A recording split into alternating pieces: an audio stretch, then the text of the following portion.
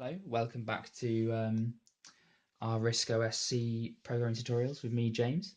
This is our fourth tutorial, and we're going to get onto WIMP programming, or multitasking programming more specifically. So the last apps we made were not multitasking apps. You ran it, it took control of your whole system. When it ended, you hit space or you clicked, and then you could get back to this multitasking environment. So that's not very useful. The whole point of having a multitasking system is so you can run lots of apps at the same time. So we're going to start making apps which can multitask. And yeah, let's get on to that. So these apps are called WIMP apps because they normally use Windows icons, menus, pointers. I can't remember what the P stands for.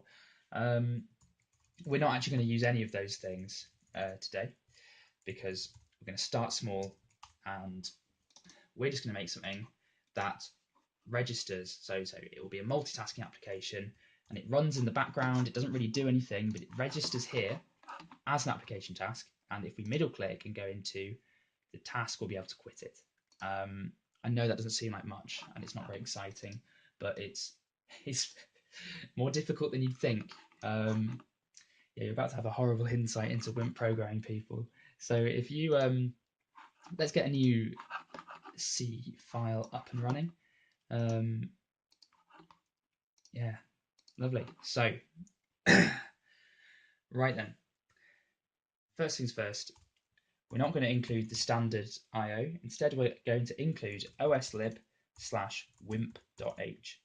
So, that is the library we're going to use to do all the software interrupts that that WIMP needs. So, what is a software interrupt? Good question. It's how programs in the days of old and in very low level, high speed programs, how they communicate with the operating system. And WIMP only uses them. There's no other way of communicating with them.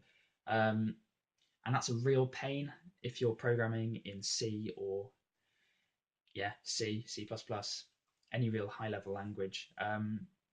Fine in the assembly language or possibly basic, but not so fine in C. So somebody, I think they originally worked at Acorn, made a library called oslib, and we're about to use that, and that should do the software interrupts in a better way. Because if you do software interrupts just normally in C, it can't tell you if you've made any mistakes. So you'll compile your app, it'll compile fine, no errors, no warnings, no nothing, and then you'll run your app and your whole system will break. We don't want that.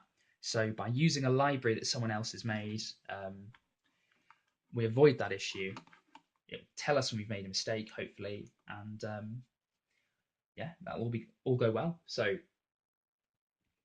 what we need to do first is I'm going to show you where to find all the information you'll need to program in WIMP. So if you go into Apps, Library, and you open oslib, Docs, and then this, we're going to open this. Now this is the big help thing I told you to install, and it is a nightmare. I'm not gonna lie, it's it's really annoying, but it's what we have and it's what we're going to use. So if we go over to the WIMP, we're only using wimp.h, so we're only going to have the wimp.h thing open, and let's get started. So all this program is going to do is it's going to register a task and sit in the background. It's not going to do anything, no windows, no nothing. So you would have thought it would be simple. Yeah, well, we'll see. You might find it simple. Maybe I'm just being stupid. I don't think this is very simple.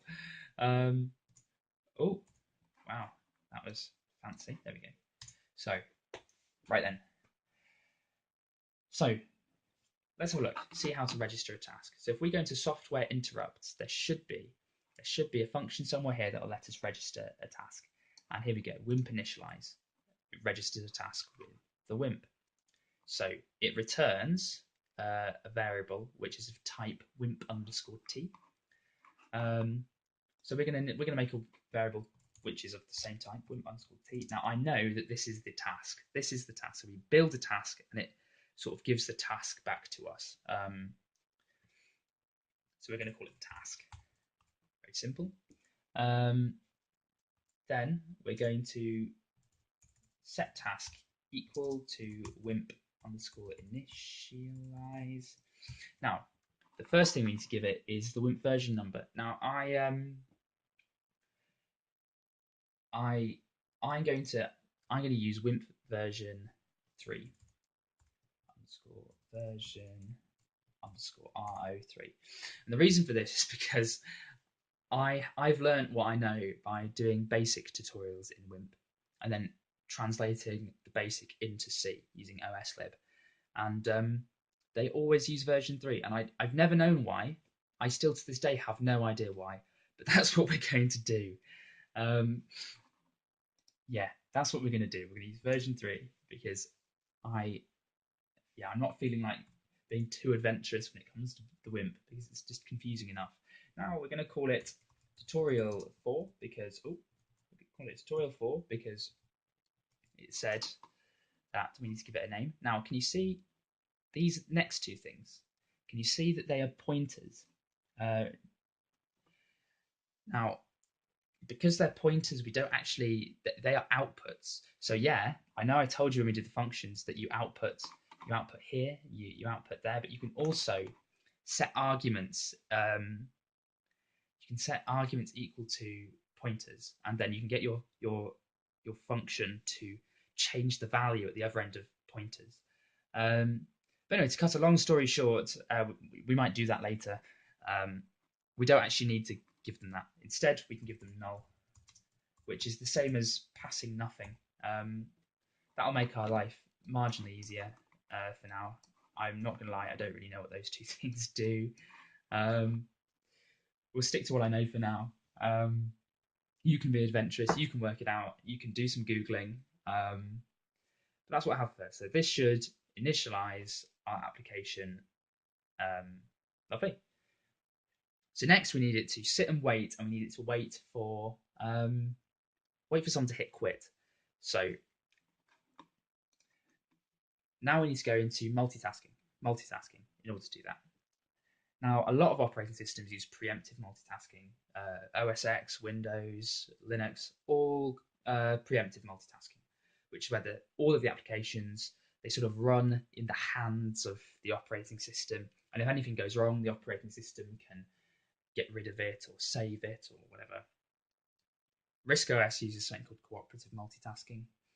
Very different. It's when the operating system gives a task full control of the processor, and then the processor will do its thing. Then it will pass control back to the operating system. It will give it to somebody else.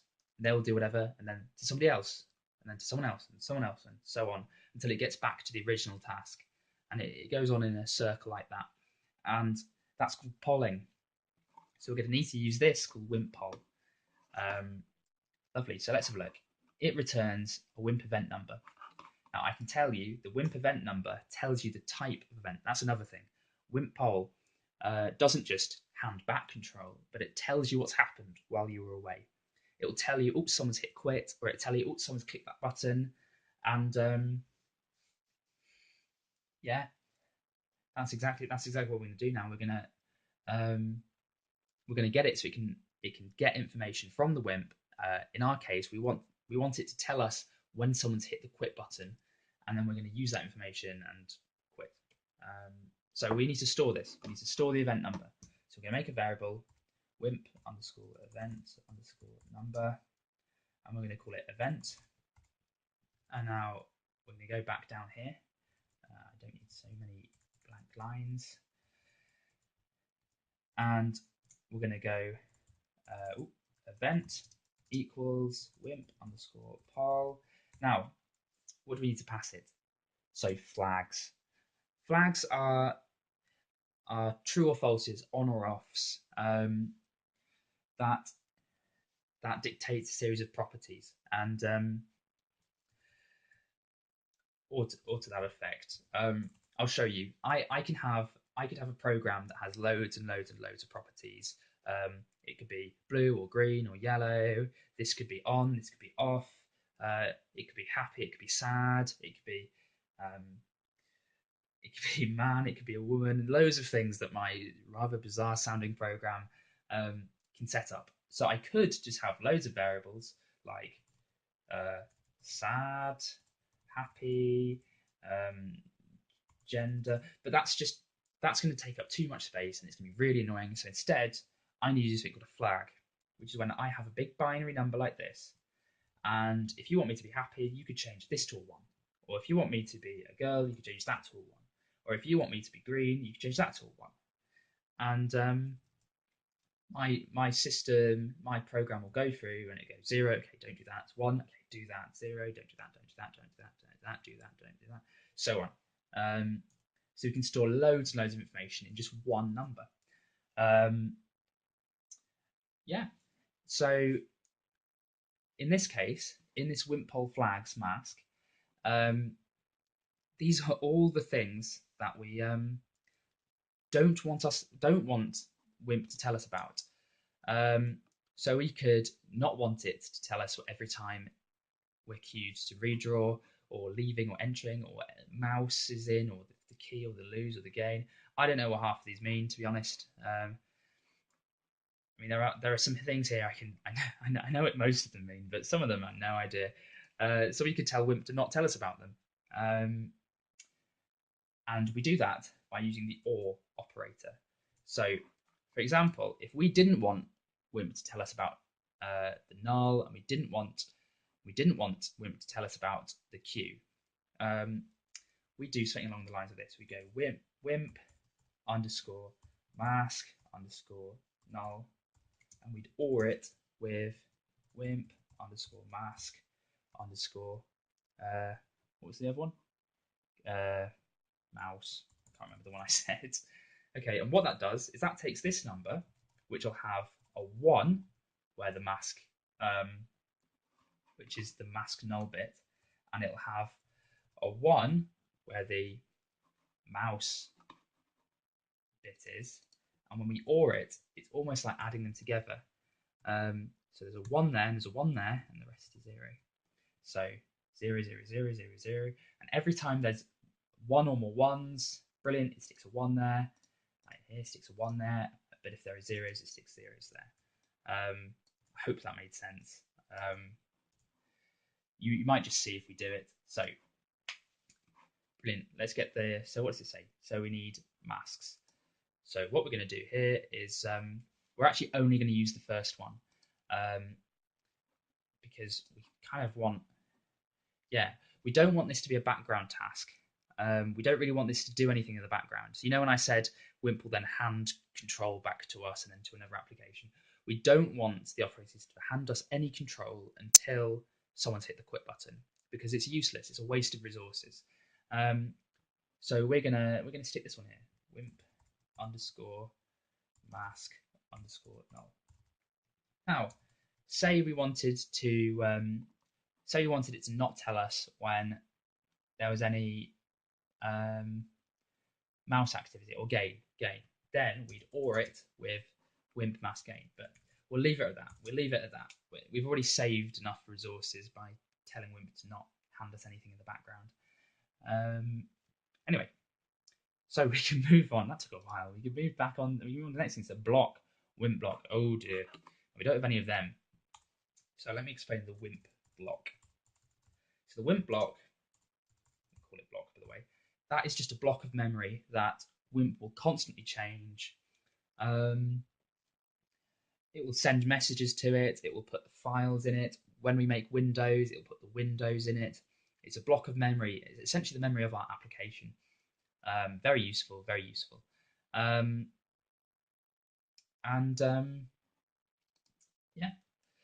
we just need to reference it. Now, if you have a look, there's a star in front of block, which means it doesn't actually want us to pass block. It wants us to pass the address of block.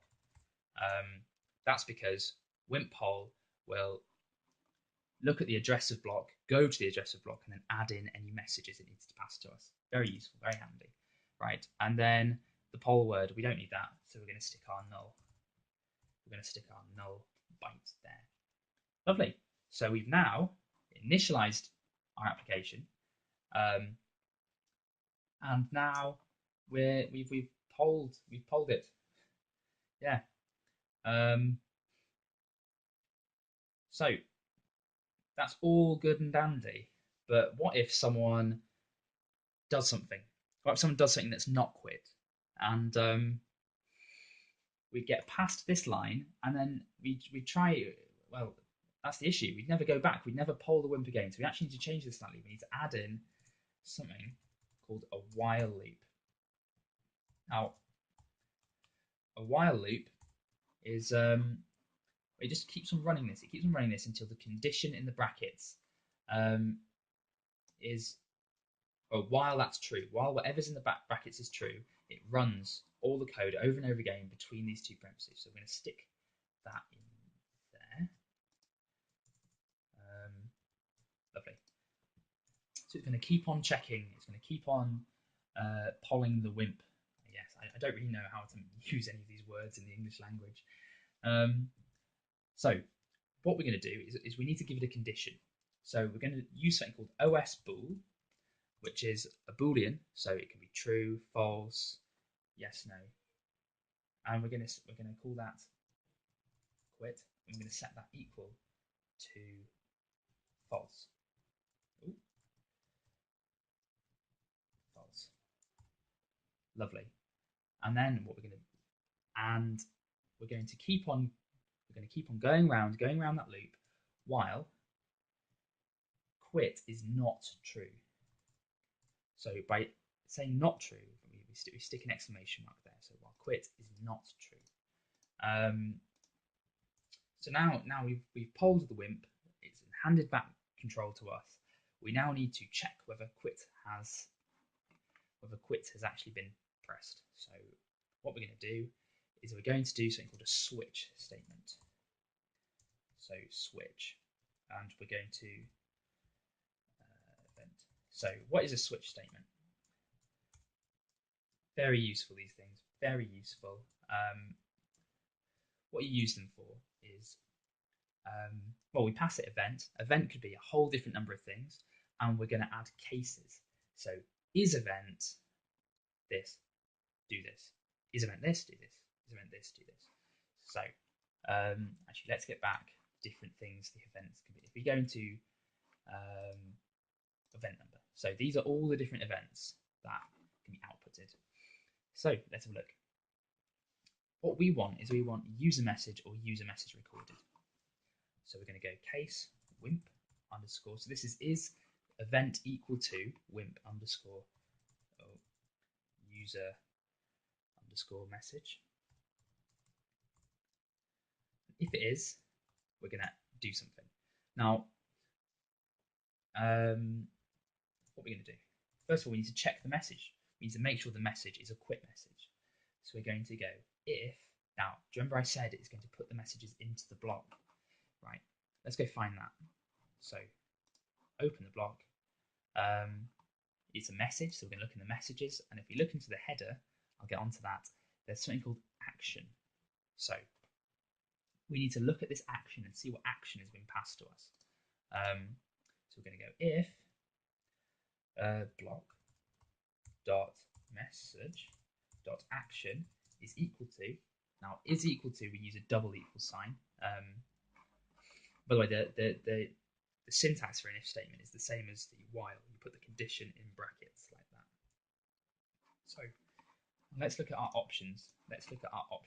So if we go into constants and we go and look at the messages, here we go, message quit. That is exactly what we want. So we're checking if the message action is equal to message dot quit. Lovely. And if it is, we'll put what happens if it is in brackets.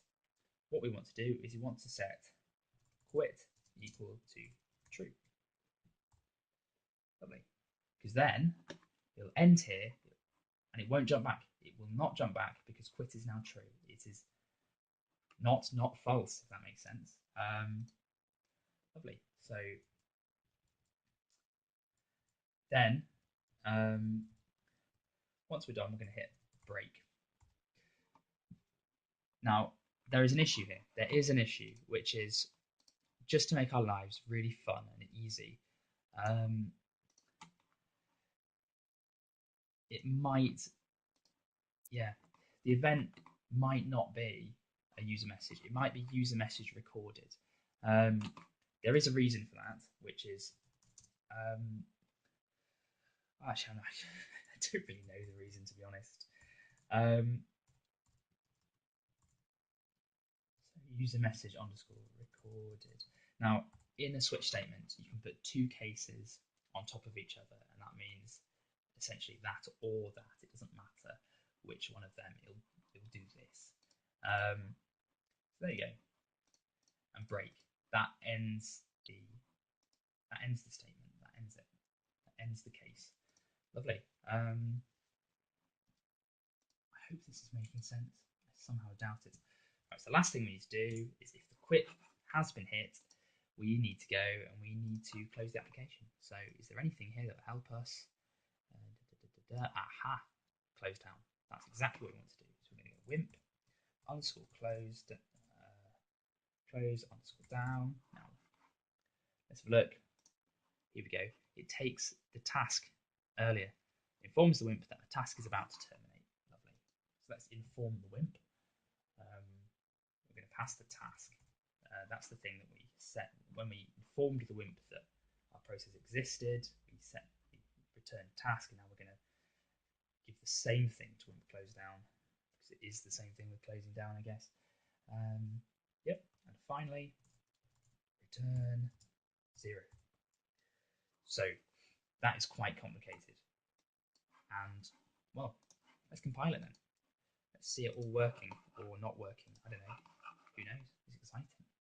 Right then. So we need to change the memory to above 16. Change back down again. Oh, it's 640 normally, so I like to put it back to 640. Right. So let's set our directory equal to the directory, and now we need to change our GCC command, because now we need to use OSLib. So GCC dash I, because we're including OSLib like that, with a semicolon. Oh, I've forgotten something. Dash C dash I OSLib semicolon. Next, we need to put the output file. So we're going to go out.o. And finally, we need to put what we're actually, oh my god, I almost forgot. We need to actually say this. So we're going to call this first WIMP. Wow, there we go. First WIMP. That was weird. First WIMP. Oh, it's been a long day. Right, there we go. We can hit compile, and it's probably going to spit out loads of errors. But you never know. Oh, there we go. So message undeclared. Right, let's have a look. So 17, line 17, 17, block.message.action. Right. So where have I gone wrong? WIMP block.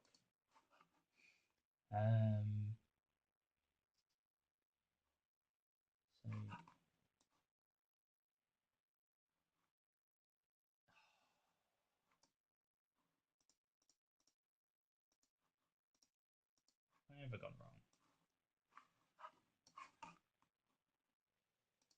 So message undeclared first using this function. I wonder. Message.action. Aha, of course. Underscore quit. There we go. There we go. Message underscore quit. I'm clicking the wrong way, so we're going to type that again. GCC dash C dash iOS lib semicolon. That's the thing about programming. Oh. First WIMP.c. It's never very helpful. These error messages. It's never what you think it's going to be. Right, there we go. So we've got an O file now with our application in it. But we need to do something else now. We now need to link it to the library we included. So we're going to have an output, and we're going to call it out. And now we need to give it input files. So that's out.o. Then we need to go -l os lib colon dash lowercase l os lib 32. That is just the way we're going to link it. And here we go. Here we have our app. If we double click on it, nothing happens. Oh, no, we are wrong. If we open here, we can see that our app tutorial 4 has appeared. And if we go quit, it disappears. Lovely. So I'll run you through the code of this. We open it, so it creates a variable, a task, an event, a block, sets up, then it initializes, calls itself tutorial 4, it sticks itself here. And now every time I click it, or something along those lines, it's going round here, it's going for the WIMP event poll, or clicked on it, anything happened, is a user message, yes, is the message quit, no, it's going to go back here, click again, does it again, but then eventually I tell it to quit, and it goes, it sets quit to true, it never goes back, it closes down the task and returns to show that everything's okay. Now I really hope you understood that, because it's a bit of a jump from the last tutorial, but it doesn't matter how good you are at C, that is a jump. RISC OS development is really bizarre. Well, thanks for watching. Bye.